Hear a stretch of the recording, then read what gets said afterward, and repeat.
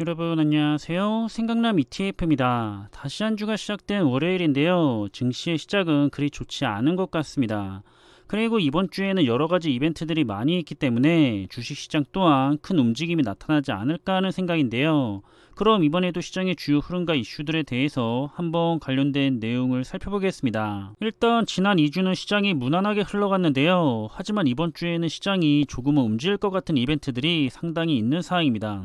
특히 수요일인 30일에는 베이지북과 함께 패드 의장의 연설이 있고요. 그리고 패드 의장이 중요하게 보고 있는 고용 보고서가 함께 발표가 되기 때문에 그 결과에 따라서 시장이 다시 한번 크게 움직일 것으로 예상이 되고 있죠. 지난 2주처럼 나쁘지 않은 방향으로 잘 흘러가기를 한번 기대해보고 있고요. 그리고 최근에 다시 큰 리스크를 보이고 있는 중국인데요. 현재 코로나19에 감염자가 크게 늘고 있기 때문에 주요 도시들을 다시 봉쇄하고 있습니다.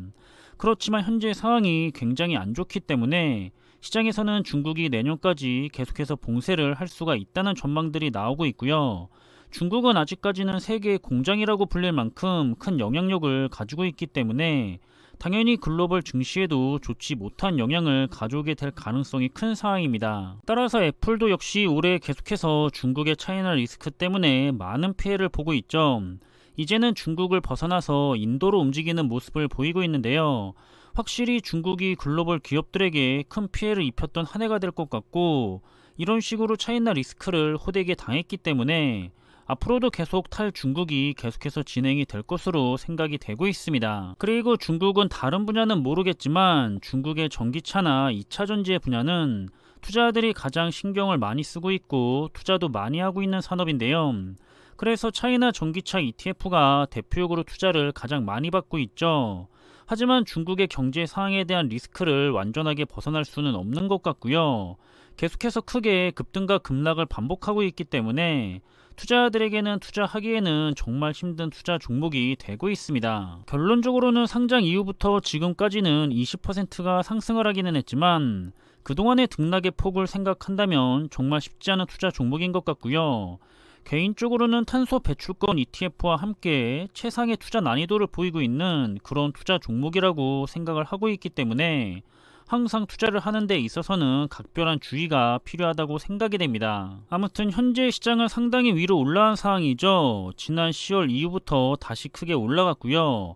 다우지수의 경우에는 거의 20% 정도 바닥에서 상승을 한 상태입니다.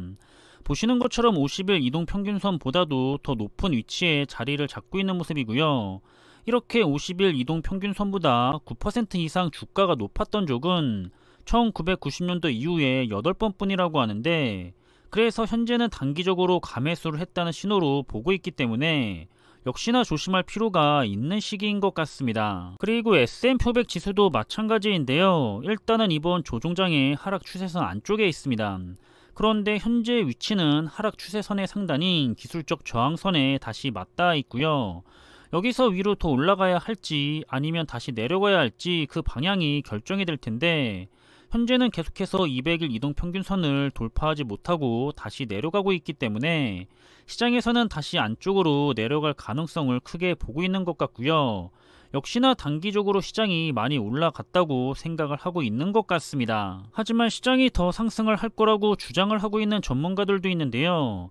지금은 지난 6월과는 달리 인플레이션의 수치가 내려가고 있기 때문에 더 긍정적인 상황이라고 하면서 아무도 S&P 500 지수가 200일 이동 평균선을 넘어가는 것은 힘들 거라고 생각을 하고 있기 때문에 역으로 연말까지는 더 상승을 할 수 있을 거라고 의견을 내는 모습도 볼 수가 있습니다. 그리고 이번에 랠리를 마쳤던 전문가 역시도 S&P 500 지수가 6에서 7% 정도는 더 상승을 할 수가 있을 것으로 전망을 했는데요.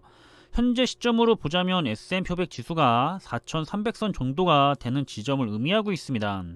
그리고 그 이유에 대해서는 강력한 계절적인 특성 때문에 자금의 유입이 좋다고 하고요. 기업들도 자사주 매입을 하고 있고 겨시 경제의 상황은 아주 나쁘지는 않다고 보고 있기 때문입니다. 하지만 대다수의 전문가들이나 기관들은 내년 초에 새로운 바닥을 볼 것으로 전망을 하는데요. 일단 연말까지 랠리를 할 수도 있다는 점은 동의를 하는데, 그래도 내년 초에는 기업들의 이익이 하락을 했다는 것이 명백해지면서 그때 S&P500 지수가 3000에서 3300선까지 다시 내려가 바닥을 보일 것을 주장하고 있고요.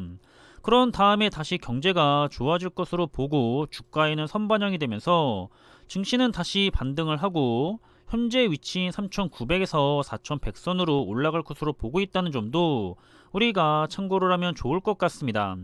현재는 이 시나리오가 가장 많은 힘을 받고 있는 것 같고요. 개인적으로는 정말로 약세장의 4단계 패턴을 이번에도 그대로 보여줄 것인지가 굉장히 궁금해지고 있습니다. 어쨌든 올해 1년은 고생을 했고요. 약세장의 끝자락에 거의 다 왔다고 생각이 되는 만큼 투자자들이 현재 많이 힘들어하고 있기 때문에 내년에는 좋은 상승장이 펼쳐졌으면 좋겠다는 생각입니다. 아무튼 이번 주의 시장의 흐름이 어떻게 진행이 될지가 시장과 투자자들의 가장 큰 관심인데요. 수요일에는 미국의 10월 채용 공고수가 발표가 되죠. 패드 의장이 살펴보는 주요 지표이기 때문에 결과가 어떻게 나오게 될지 기대와 걱정이 함께 오는 것 같고요. 그리고 금요일에 발표가 되는 고용 보고서가 역시나 가장 주목을 받고 있는데 12월에 열리는 FOMC의 결정에 대해서 결정적인 영향을 미칠 수가 있기 때문에 역시나 이번 주는 금요일까지 계속해서 긴장이 되는 한 주가 될 것 같습니다. 그리고 수요일에도 패드 의장의 연설이 있는데요. 현재 증시가 단기적으로 많이 올라갔기 때문에 다시 한번 매파적인 연설을 해서 시장을 내려가게 만들지 않을까 하는 우려의 의견도 나오고 있습니다. 현재 S&P500 지수나 금융 여건의 상황이 지난 8월 말에 있었던 잭슨홀의 연설 때와 비슷한 수준으로 회복이 된 상황이기 때문에 이런 예측들이 나오고 있고요. 일단 월요일의 시작은 하락세인 것 같습니다. 그동안 많이 상승을 했기 때문에 어느 정도는 안정을 찾아도 좋을 것 같은데요. 무리하게 위로 많이 올라가봤자 오히려 우리는 좋지 않다는 것을 이번에 경험을 했죠. 시장이 비이성적이지 않도록 차분하게 흘러갔으면 하는 마음이고요. 그리고 시장의 상황이 좋지 않다고 해서 미래를 위한 발전이 멈추는 것은 아니기 때문에 지금을 보면서 투자를 하지 말고 먼 미래를 보면서 투자를 했으면 하는 마음입니다. 단기 투자자라면 모르겠지만 장기 투자자에게는 전혀 문제가 될 것이 없다고 생각을 하고 있고요. 4차 산업은 여전히 초입의 단계라고 저는 생각하고 있기 때문에 아직도 갈 길은 많이 남아 있다고 판단을 하고 있습니다. 그리고 갈 길이 많이 남아 있다는 것은 우리가 여유롭게 장기 투자를 할 수가 있는 시간도 많이 남아 있다고 생각을 해볼 수가 있겠죠.